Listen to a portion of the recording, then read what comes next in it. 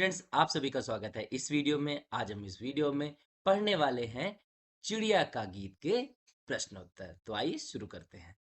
बातचीत के लिए पहला प्रश्न है हमारा, पशु पक्षियों के लिए घर आवश्यक है या नहीं? कारण भी बताइए। हाँ, क्योंकि घर उन्हें सुरक्षा और आराम प्रदान करता है।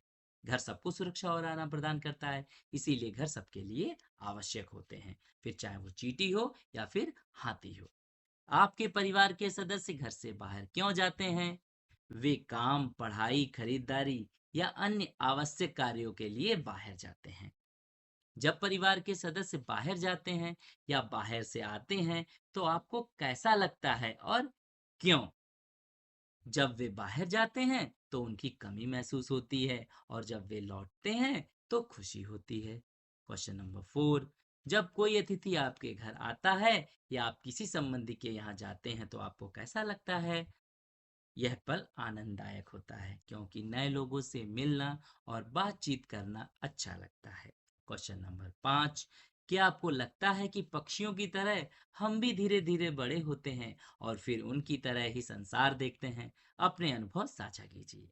हाँ, जैसे जैसे हम बड़े होते हैं हमारी समझ और अनुभव बढ़ते हैं। आपने देखा होगा कि हम जब बड़े होते जाते हैं तो हमारे एक्सपीरियंसेस, हमारी सोच बदलती जाती है। पहले हम पढ़ाई को लेके सीरियस नहीं होते हैं, लेकिन जब बड़े हो जाते हैं, जॉब करना होता है, तो हम घंटों पढ़ते हैं, दिन रात पढ़ते हैं जॉब लेने के लिए।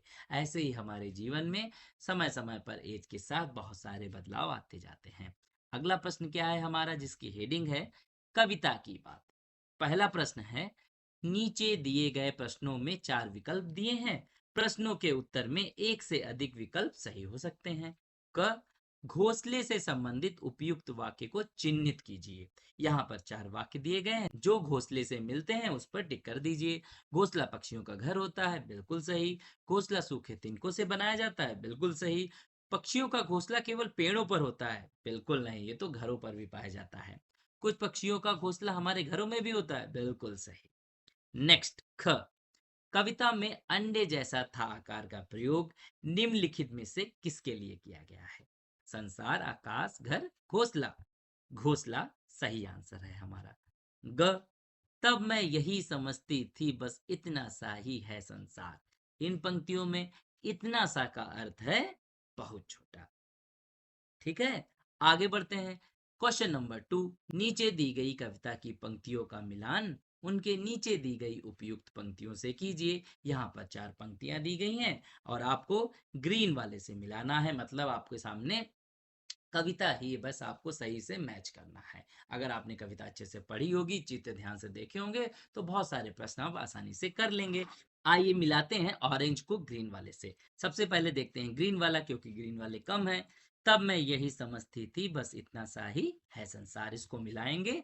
सबसे पहले मेरे घर का अंडे जैसा था आकार, तभी समझ में मेरी आया बहुत बड़ा है यह संसार।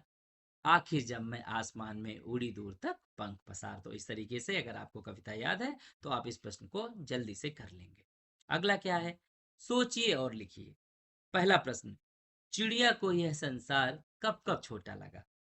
चिड़िया को यह संसार छोटा लगा जब वह घोंसले में थी और फिर जब वह शाखाओं पर पहुंची।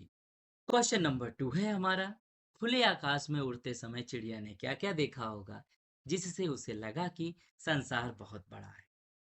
खुले आसमान में चिड़िया ने नदियां, पहाड़, बड़े बड़े मैदान, ऊंचे ऊंचे पेड़, अन्य पक्षी आदि देखे होंगे। प्रश्न नंबर 3 है हमारा, प्रायः सुबह शाम पक्षियों की चहचहाहट कलरव सुनाई देती है, ऐसा क्यों होता है? कलरव यानी चहचहाहट चिड़ियों की। अब देखते हैं आगे क्या है। इसका उत्तर है हमारा, सुबह सुबह पक्षियों के चहचहाने का मतलब यह है कि वह अपने सभी साथियों को दिन शुरू होने और भोजन की तलाश में निकलने का संकेत देते हैं। शाम में पक्षी चहचहाकर अपने साथियों को घर सही सलामत वापस आने का संकेत देते हैं। इसको हम दूसरी तरीके से भी सोच सकते हैं, क्योंकि सोचकर तो आंसर लिखना है। जैसे पक्षी और हमारे बीच में एक संपर्क बना रहे, कि पता रहे कि पक्षी भी हैं और पक्षी हम पे निर्भर हैं और हम पक्षियों पे निर्भर हैं, ये बताने के लिए पक्षी क्या आवाज करते रहते हैं। आप तरह तरीके से सोचकर इन प्रश्नों का उत्तर लिख सकते हैं। अगला क्या है, अगला है हमारा जिसकी हेडिंग है समझ और अनुभव। समझना है और अपने एक्सपीरियंस के आधार पर आंसर देना है। पहला, जब कोई शिशु चिड़िया घोंसले से बाहर आती है तो उसे लगता है कि संसार बहुत बड़ा है। क्या आपको भी घर से बाहर निकलते समय ऐसा ही अनुभव होता है और क्यों? जब एक चिड़िया घोंसले से बाहर आती है तो उसे लगता है कि संसार बहुत बड़ा है। इसी तरह जब हम घर से बाहर निकलते हैं, नए स्थानों और लोगों को देखते हैं, तो हमें भी दुनिया बहुत विशाल लगती है। मैंने कविता पढ़ाते समय कहा था, जब हम स्कूल आते हैं, कहीं घूमने जाते हैं, रोड पे देखते हैं, तो हमको पता चल जाता है कि संसार हमारे घर जितना नहीं, बहुत बड़ा है। अगला क्या है? एक शिशु पक्षी की तरह आप भी धीरे धीरे बड़े हो रहे हैं। अब तक आप में भी कई परिवर्तन आए हैं। नीचे दिए गए शीर्षकों के अनुसार अपने अंदर आए परिवर्तनों को लिखिए। यहाँ पर कुछ शीर्षक दिए गए हैं, कुछ हेडिंग्स दी गई हैं। उनके आधार पर आपको अपने आप को ऑब्जर्व करना है और आंसर लिखना है। यहाँ पर क्या क्या दिया गया है? शारीरिक परिवर्तन, खान पान में परिवर्तन, परिवर्तन का मतलब चेंज, शारीरिक परिवर्तन का मतलब आपके शरीर में क्या चेंज आया है। खान पान का मतलब आपने खान पान में क्या चेंज किया है। गीत संगीत, आपको पहले कैसे गाने अच्छे लगते थे, अब कैसे गाने अच्छे लगते हैं। रुचियों में परिवर्तन, चित्रकारी, पढ़ना लिखना, खेल, नृत्य और अभिनय, समझ में परिवर्तन। इनके अतिरिक्त यदि आपको किसी अन्य परिवर्तन की अनुभूति होती है तो उसे भी कक्षा में साझा कीजिए। तो यहाँ पर मैंने कुछ उदाहरण दिया है, देखिए। जैसे चिड़िया बढ़ती है और नई चीजें अनुभव करती है, वैसे ही हम भी अपने जीवन में कई बदलाव महसूस करते हैं। उदाहरण के रूप में, शारीरिक परिवर्तन, कद बढ़ना, बालों की लंबाई बढ़ना। विचारों में परिवर्तन, अधिक समझदार होना।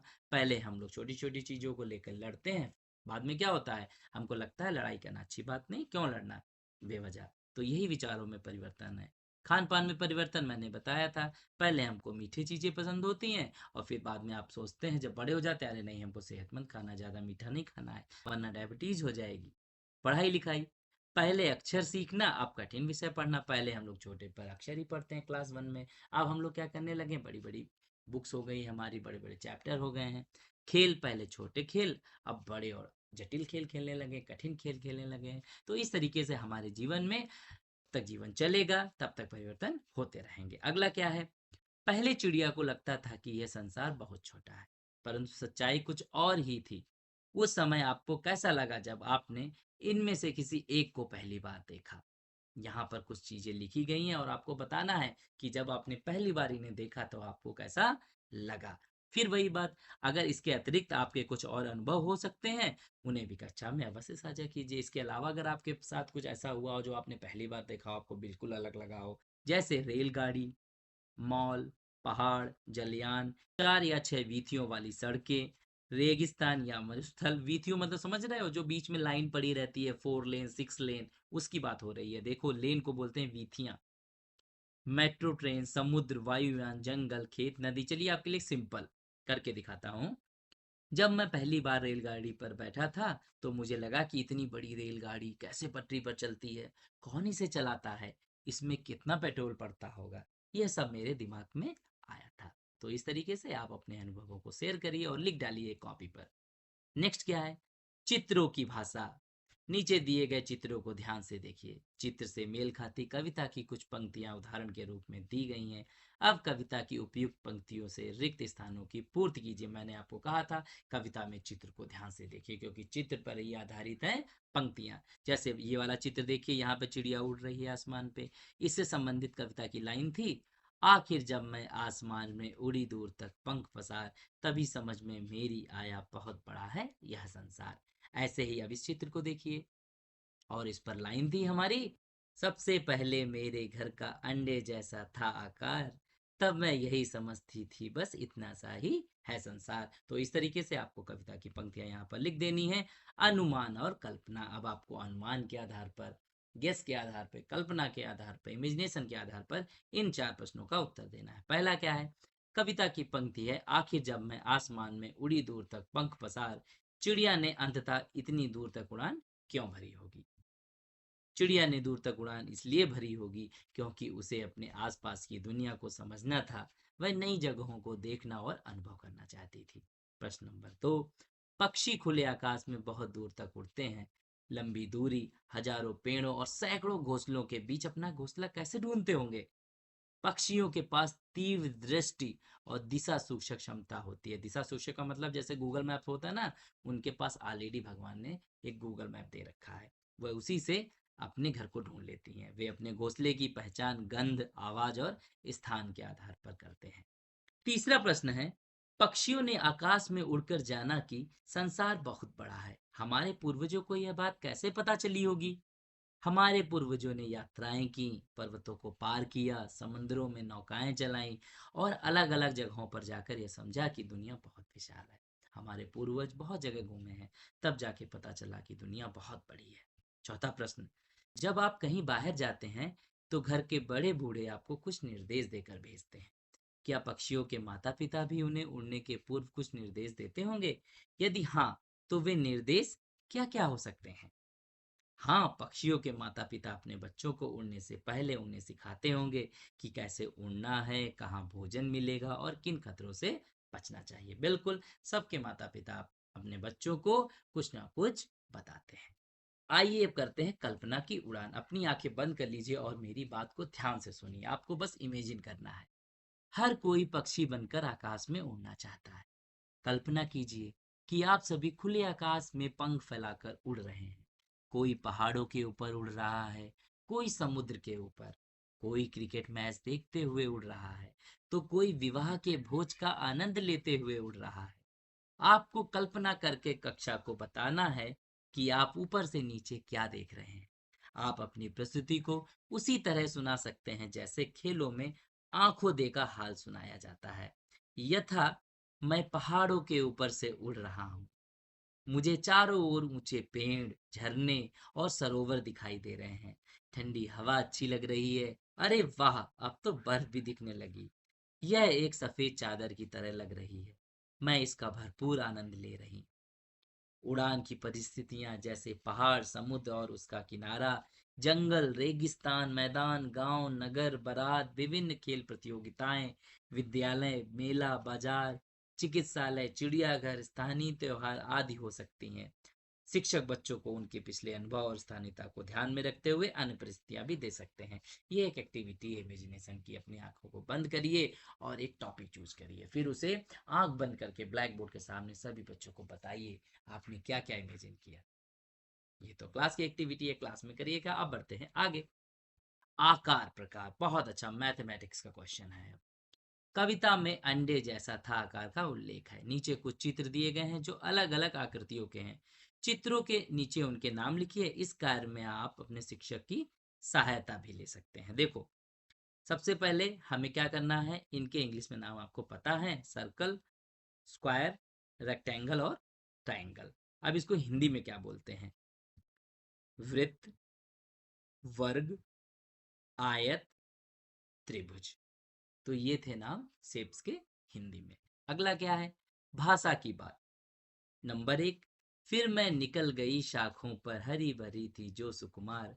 कविता की इस पंक्ति में सुकुमार शब्द आया है। यह सु और कुमार के मेल से बना है, जिसका अर्थ है कोमल या कोमल अंगों वाला। आप भी इसी प्रकार कुछ नए शब्द बनाइए और उनके अर्थ लिखिए। कभी कभी हम कुछ वर्णों को जोड़कर आगे एक नया शब्द बना देते हैं। यही एक्सरसाइज है, आपको सु को जोड़ना है। ठीक है, जैसे कविता में आया था सुकुमार, इसमें क्या मेन वर्ड था? कुमार, आगे क्या जोड़ा? सु, और उसका अर्थ हो गया कोमल अंगों वाला, सुकुमार। सु योग्य, आपस में मिला के क्या हो जाएगा? सुयोग्य, जिसका अर्थ है अच्छी योग्यता वाला। सु यश, यश के आगे सु जोड़ दो तो क्या हो जाएगा? सुयश। सुयश का मतलब हो जाएगा प्रसिद्ध। सु, अब यहां पर देखो खाली जगह कर दी गई, एग्जाम में आएगा ये क्वेश्चन। सुकर्म, अब इसमें सु आगे हटा दीजिए तो क्या बचेगा? कर्म। सुकर्म मतलब अच्छे कर्म। सुवास, एक साथ लिख दीजिए, सुवास। सुवास का मतलब होता है अच्छी महक वाला।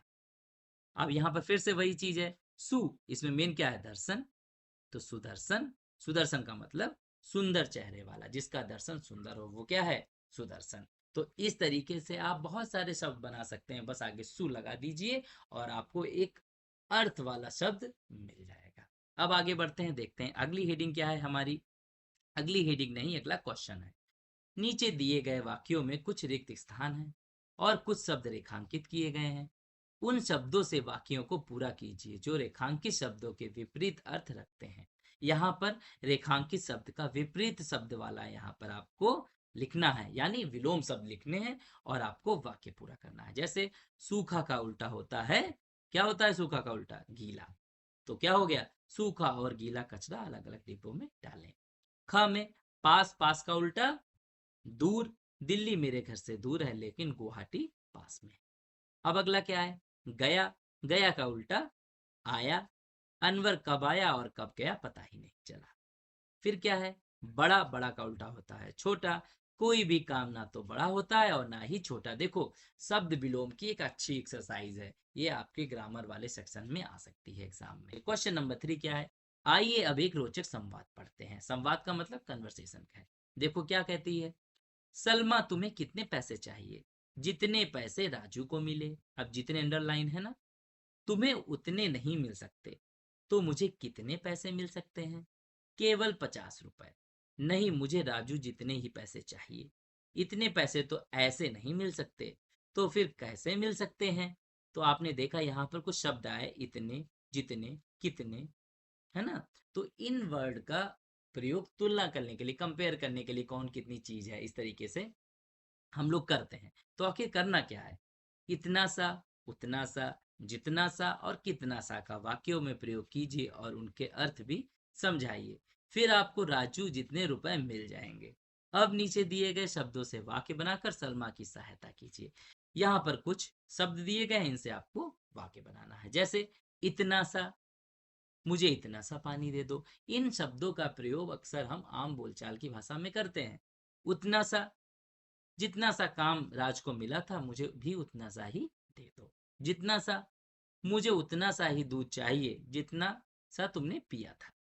कितना सा, तुम्हें कितना सा समय लगेगा इस काम को पूरा करने में। हमारी अगली हेडिंग है पाठ से आगे। आइए देखते हैं इस हेडिंग में क्या मिलेगा अब हमको। पक्षी भोजन की खोज में घोंसले से बाहर उड़ते हैं। यह जानना रोचक होगा कि कौन सा पक्षी क्या खाता है। नीचे कुछ पक्षियों के नाम दिए गए हैं, पता कीजिए वे क्या खाते हैं।